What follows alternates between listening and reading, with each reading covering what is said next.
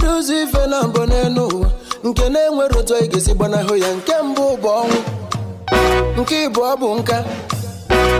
Yelu osisi na-emelụ mfengel mala mmalụ ịga nke ghọta ije.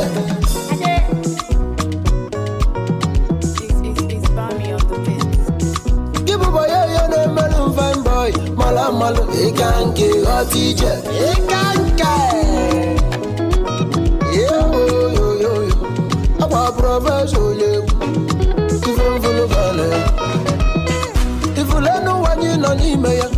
Onye dị ndụ ga-akalịlị nka, o ji ego ga-akalịlị nka, nwa ogbenye ga-akalịlị nka, nwoke na nwaanyị ga-akalịlị nka, ma igbo obere nwa ma igbo okenye.